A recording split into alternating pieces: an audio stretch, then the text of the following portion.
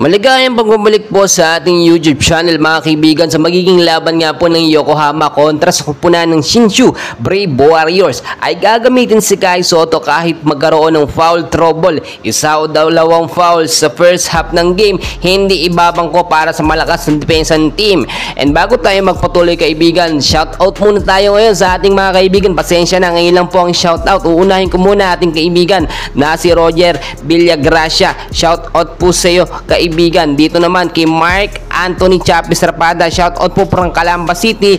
At ito naman po si Marinishi from Japan, no? Shoutout po sa iyo kaibigan. Shoutout din kay Ewan Piano Vlog from Ormoc City. At kung gusto mong ma-shoutout kaibigan, please comment down below your name at kung taga saan ka. Shoutout po natin sa next video natin. Kung gusto mo din, no, pakisuporta naman ang ating YouTube channel for more Kai Sotto updates. Maraming salamat po. Mga kaibigan, muli natin makikita ang ating pambato na si Kai Sotto, yung kanyang high performance sa magiging laban nga po ng Yokohama kontra sa kupunan ng Shinshu Brave Warriors. Bukas na po yan, alas 6 ng hapon. Ngayon, ang naging problema ng Yokohama, especially itong si Coach Taketo, hindi siya nagtitake ng risk na maibabat si Kai Sotto kahit meron ng isa o dalawang foul.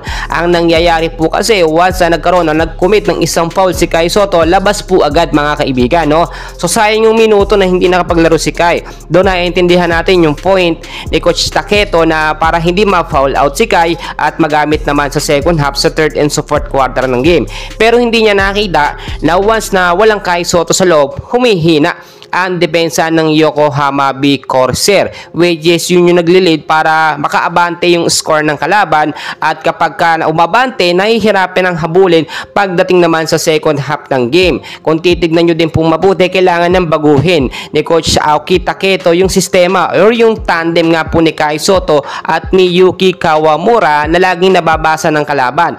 Very obvious kasi na kapag ka na kay Yuki yung bola, si Kai Sotto papasok sa ilalim at makikita nyo ipapasa yung bola. Si Kai Sotto ngayon madalas dino-double team na ng kalaban. Pero kung hindi magpapahalata yung sistema ni Yuki at ni Kai Sotto, for sure ay talagang aandar, no? At aakagat pa rin, magiging effective pa rin yung Yuki and Kai Sotto tandem sa loob. Mga kaibigan, na nasot na meron na lang silang 10 games at dapat maging consistent ang kanilang pagkapanalo para makapasok pa sila sa playoffs ngayong season, no? 8 teams naman ang kinakailangan dito sa playoffs at may pag-asa pa naman ang Yokohama B Corsair. Pero dapat baguhin na ng Yokohama yung sistema nila, dahil kung maninitili pa rin yung sistema, so naging laban nila kontra nga po dito sa huling game nila, no, ay makikita natin na ganun din ang mangyayari, paulit-ulit na lamang kung hindi babaguhin ni Coach ang kanyang sistema. Marami din mga Filipino fans na nagsasabi na kulang sa diskarte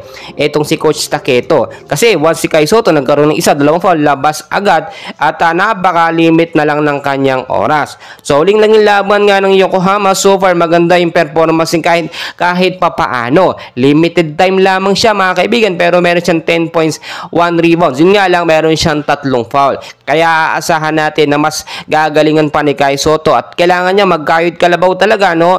Dahil kung titignan nyo, okay naman so far ang performance si Kai, mas nai-improve naman, nagiging consistent naman. Yun lang, hindi lang umiinit kasi nga madalas na ibabang ko dahil sa kanyang foul trouble.